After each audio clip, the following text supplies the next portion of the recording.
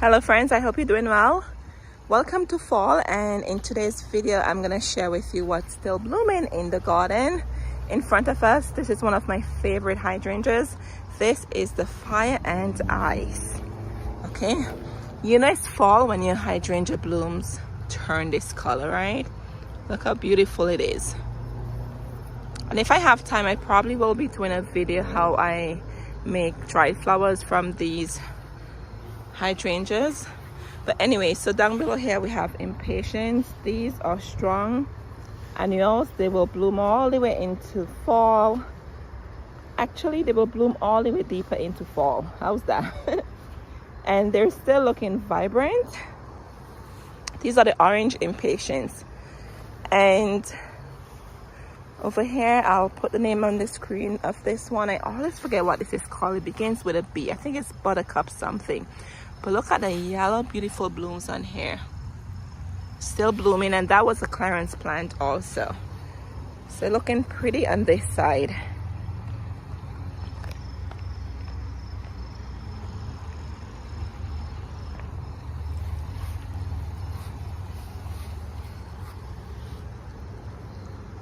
All right, friends, and blooming over here, we have this beautiful, this is a double knockout rose. I got it from a supermarket. It's doing well. Let me give you a close-up of the blooms on here.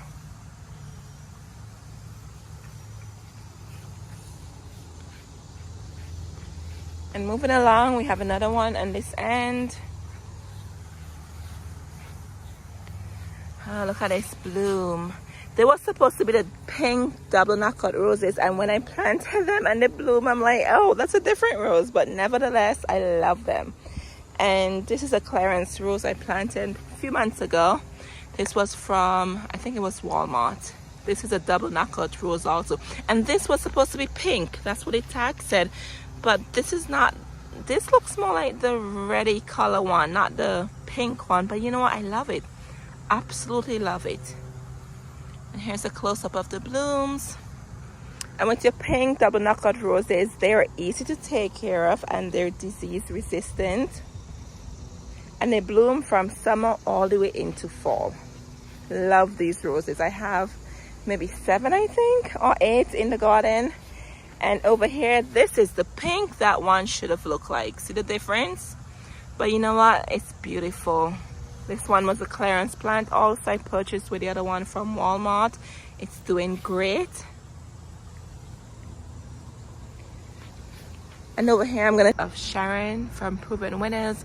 I planted this last year. I actually got it on clearance at the end of fall last year. And look, it's doing great. Look at the blooms on here. This grew pretty tall throughout the season. Excuse my shadow, the sun is out. So as I said before, most of the plants in my garden, they are from the clearance section. Let me give you a closer look here.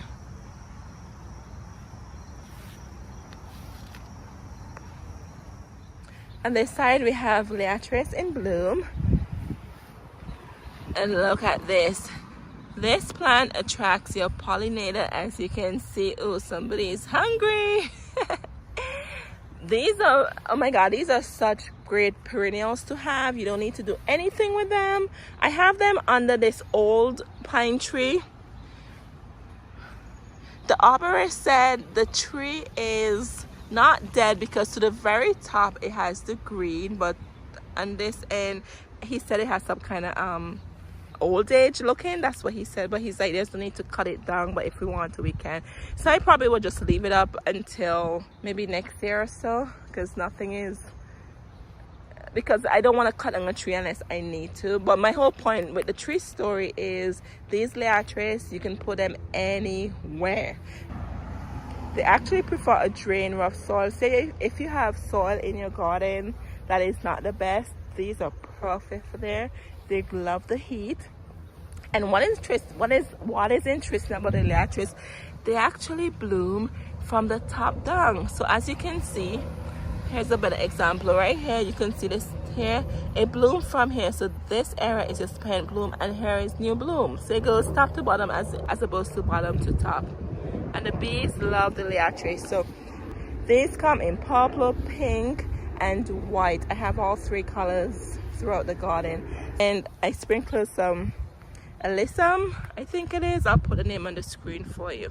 Some seed in between just to fill in some spots.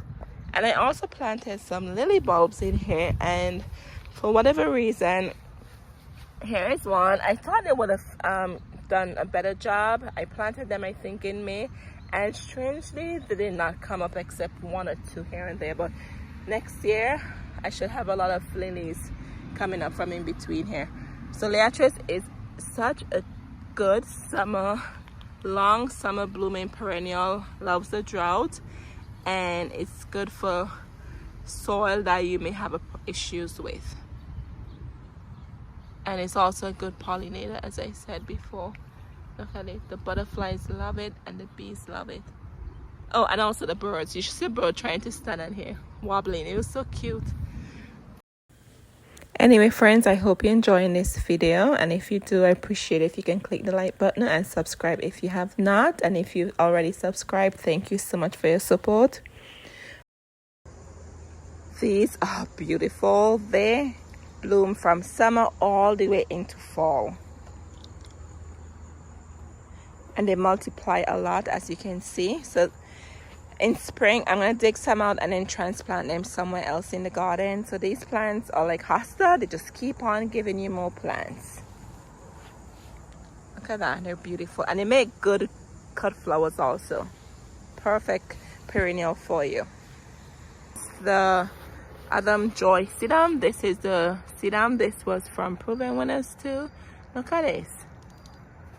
Love it, love it, love this plant. This plant blooms summer into fall, and I'm gonna share this with you. You see right here, this is not pests. Guess what this is? Guess what caused the damage to the leaves? The birds.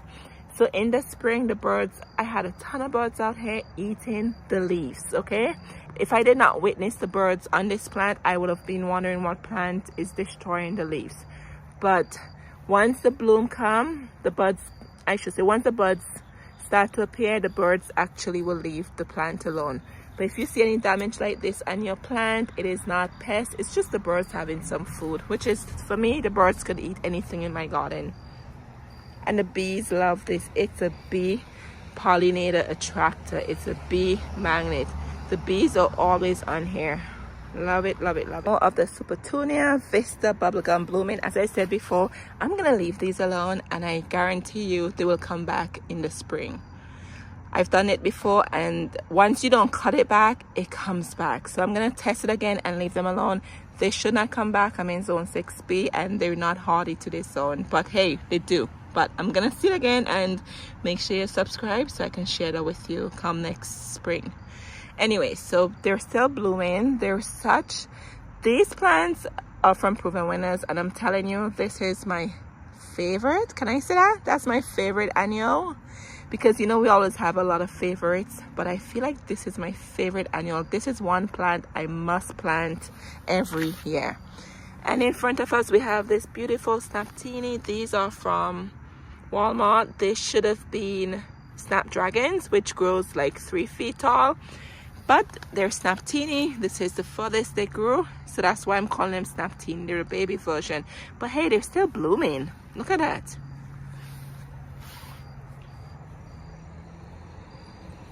And above here, this is Proven Winners. This is Miss Molly butterfly bush, and look at it, it's still blooming. Love it, love it, love it. Alrighty, and blooming in the front here we have these zinnias. These I grew from seed, and zinnias are very easy to get powdery mildew. I only get powdery mildew on my zinnias at this time of the year when it's the fall season. So I'm gonna cut these down, get rid of the foliage, and probably do these as dry flowers. I'm not gonna even put them in water. I'm just gonna dry them out and see what they look like after they're dried out. But yeah, so they're blooming, pretty easy to grow. You don't have to have any experience to grow zinnias. They're one of the most easiest cut flower out there to grow.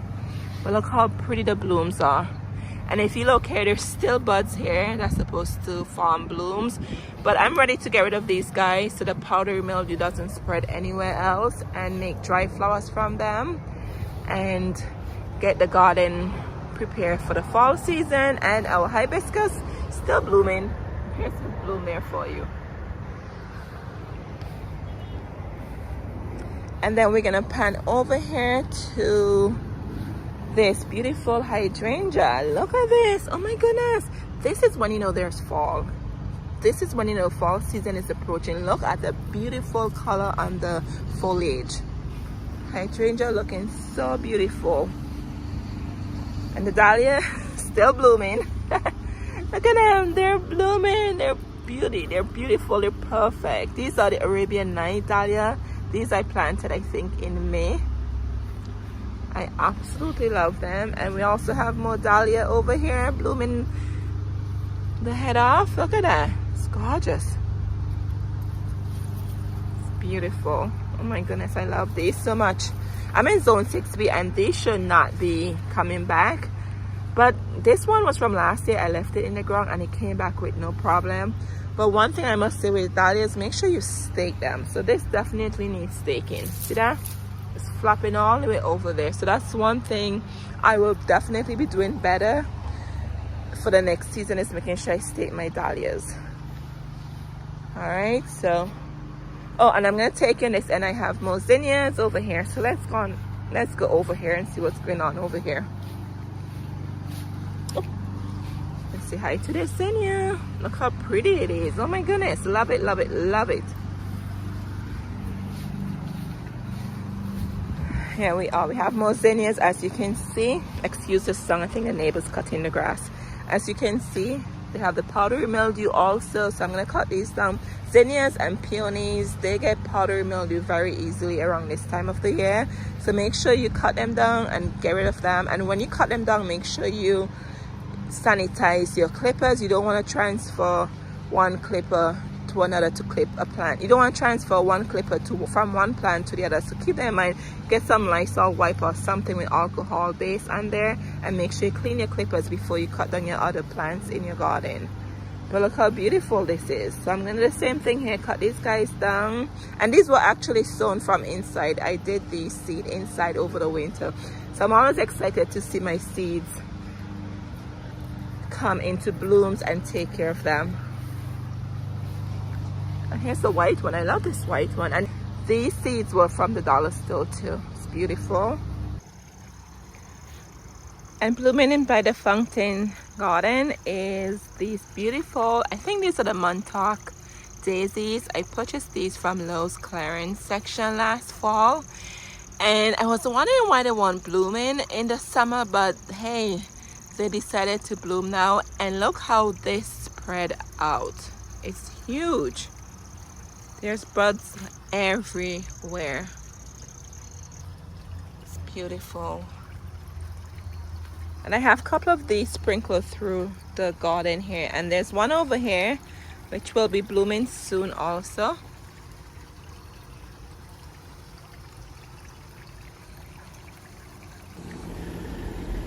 And tucked in here is my Staptini. They're also a blooming. Beautiful.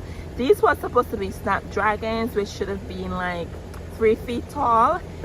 Nevertheless, they're beautiful. Look at the blooms on these Staptini. Love them.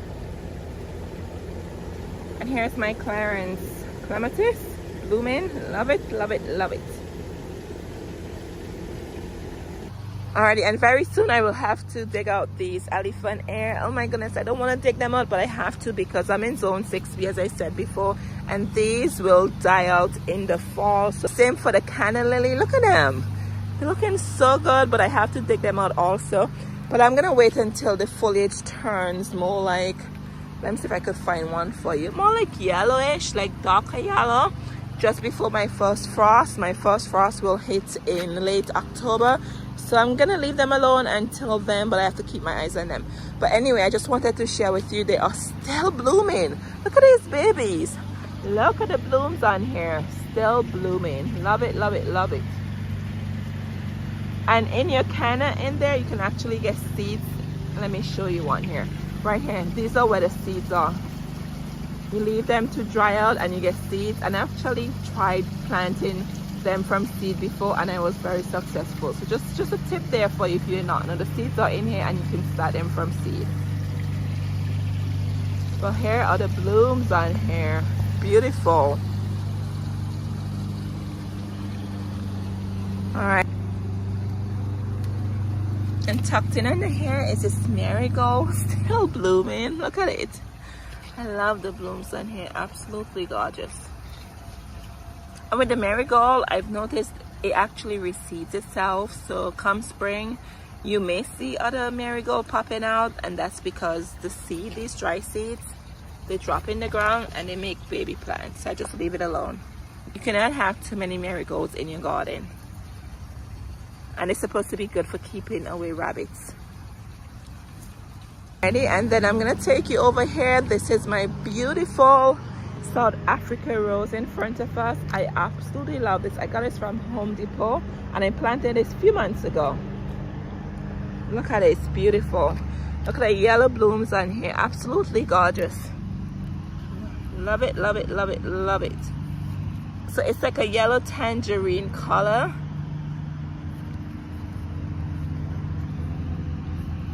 Love it. So that's blooming. Very excited to see that.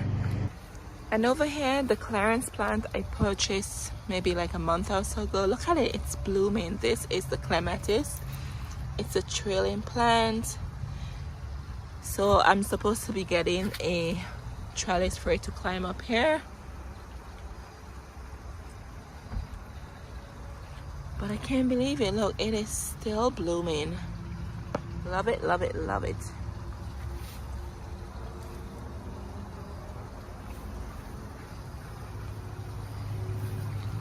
And tucked in here, I almost missed this. The hydrangea behind here is still blooming too. Look at the pretty blooms on there. And our echinacea, they're still going strong. Here's more blooms here for you. Alright, so here we have more of the proven Winners Supertunia Vista Bubblegum. I love these, as I said before. So make sure next year, if you're looking to try a new annual, if you haven't tried these before, make sure you try these Vista Bubblegum, okay? And with these, you have to make sure you plant them according to the space they actually spread. So you really don't need too many of them. I had 3 in here, and I think the other one I cut it down because it was covering the other plants. And then here we have one of the Snaptini. It's so cute. I wish it was taller, but who cares, right? It's still pretty.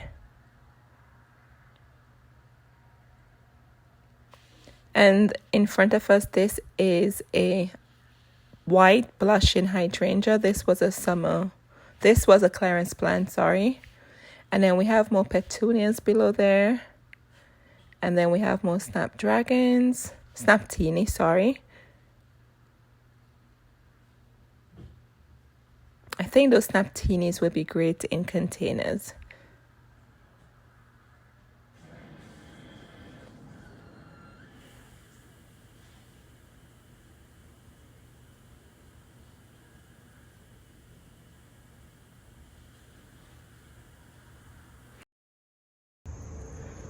All right, friends, blooming over here. Look at these beautiful dahlias. I planted these, I planted these in May of this year, and look how beautiful they are. So these grew like 3 to 48. So these are 36 to 48 inches tall. They were taller, but I did cut some already. But look how beautiful the white is. Alright friends, so this brings us to the end of the video, and here's this beautiful sunflower I grew from dollar store seed.